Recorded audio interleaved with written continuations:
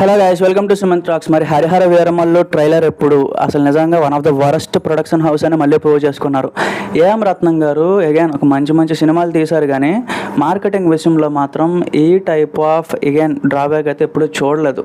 అసలు కనీసం రెస్పాండ్ అవ్వట్లేదు. జూన్ 12న మనకి సినిమా రిలీజ్ అని చెప్పేశారు. ట్రైలర్ అనేది అట్లీస్ట్ ఒక 20 రోజుల ముందనే రిలీజ్ చేయాలి. అలాంటిది ఈ రోజు దాకా ట్రైలర్ అప్డేట్ ఇవ్వకపోవడం నిజంగా ఒక బుద్ధి తక్కువ పని.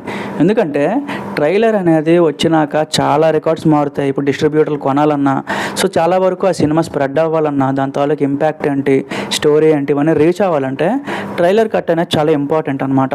ఆల్రెడీ మన డిప్యూటీ సీఎం పవన్ కళ్యాణ్ గారు ఆల్రెడీ అదంతా ఫినిష్ చేసేసారు.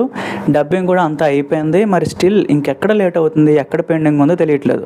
వీళ్ళు ఏం చెప్తున్నారు అంటే మనకి ట్రైలర్ వచ్చేసి జూన్ 4న రిలీజ్ అని చెప్పారు. జూన్ 4 అంతే, ఇంకా అయిపోయిందా, ఇంకేం లేదు.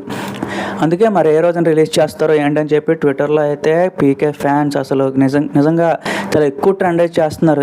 కొంతమంది అయితే ప్రొడ్యూసర్ని తిడుతున్నారు కూడా, ఈ రకంగా ఇంత లేట్ ఏంటి అని చెప్పి. ఇన్ఫ్యాక్ట్ రీమేక్ సినిమాలు కూడా మంచి ప్రమోషన్లు చేసినారు. ఇప్పుడు వకీల్ సాబ్ కానీ, భీమ్లా నాయక్ కానీ, ఈ సినిమాలు చాలా మంచి ప్రమోషన్లు చేసినారు. ఏ టైంకి ఏది రిలీజ్ చేయాలి అని ఒక ప్లానింగ్ మీద వెళ్ళారు. ఆ ప్లానింగ్ మీద రిలీజ్ చేయడం జరిగిందనమాట.